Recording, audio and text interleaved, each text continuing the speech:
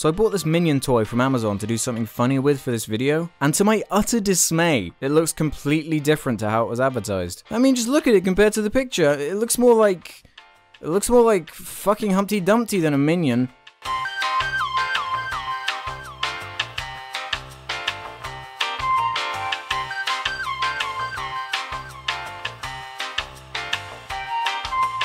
You know, the Despicable Me movies aren't even the worst thing ever. They're fine, serviceable, certainly not the most awful animated kids movies out there, unlike, say, The Nut Job or Escape from Planet Earth. But do you know what is the worst thing ever?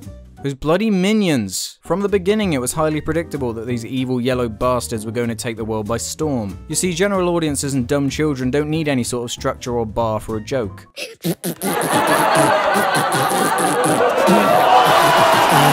Meaning that Comcast, who own Universal Pictures, who originally invented the Minions for Despicable Me back in 2010, saw dollar signs in their eyes after the success of the first movie, and realised that oversaturating and branding of the living Tic Tacs in every possible manner would be the best way to manipulate audiences into handing over their cash, no matter how vague or bizarre it may be. Take the Minions out of either of the first two movies, and there really isn't that much different. They only exist because it's easy to make a random joke with them that has nothing else to do with the movie, and as long as they are loud and slapstick enough, kids and stupid people will pretty much lap up anything with bright colours and a fast pace. But the reason they piss me off so much is because they've actually taken centre stage to the property that invented them in the first place. So in essence, the cynical, lazy design has overtaken any sincerity the property might have had originally, and warped it into such a harmless, inoffensive bowl of pulp that the idea of a minion can be applied to anything, even if it makes no goddamn sense. And when I say lazy design, I mean the actual way the things look is extremely dull. Look,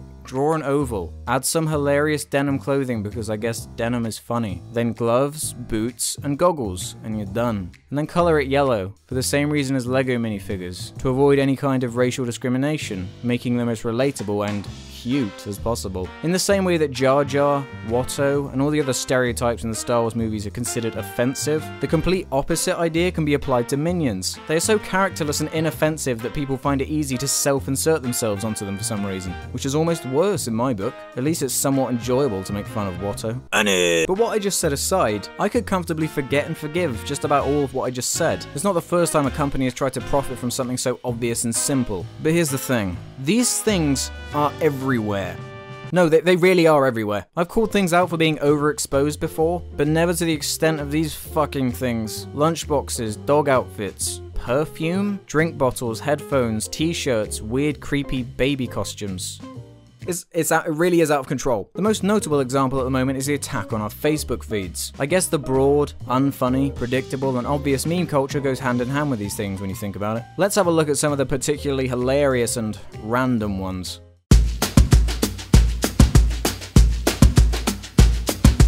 Like if you're single, share if you're in a relationship. What does Minions have to do with this? Laughing so hard, no noise coming out, so you there clapping like a seal. What does that even mean? No way, God, I did not do that. Oh, that? Yes. Well, yes, I did do that.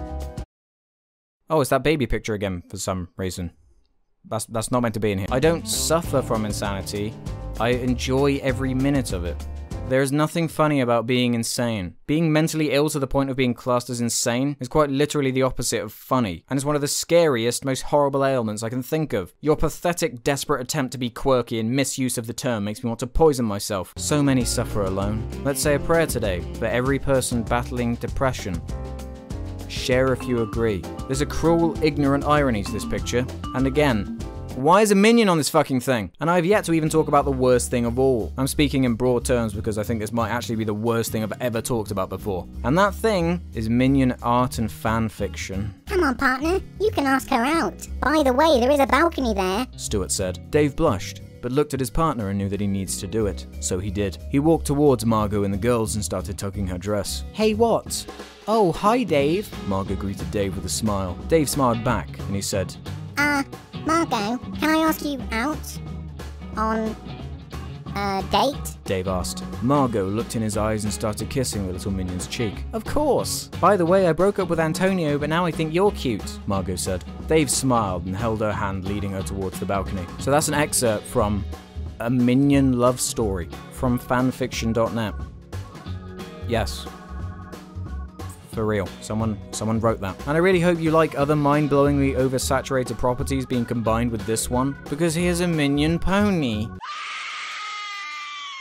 And yes, this is also real, as well as being the worst thing ever. And finally, I'd be doing you a disservice if I at least didn't mention Minion Yao, a deviant art group for people who love gay minions, with such classics as Sexy Kevin, Viewer Discretion Advised, and Barry the Bee from B-Movie, who was voiced by Jerry Seinfeld, slurping all over Kevin, who I guess is a named minion. And then there's this baby again. I really don't know. Minions are the token example of what I hate about kids' movies. Usually it's to be expected that the annoying side character that is used for nothing but comic relief is limited to some extent. Not multiplied times 100 and given their own movie. They are a visual summary of everything wrong with idiotic, thoughtless children's comedy. Because why actually try, when appealing to the lowest common denominator with random, goofy, cute, and slapstick humor is much easier? But you wanna know the worst part of all of this?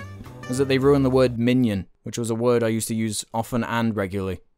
So fuck you for that.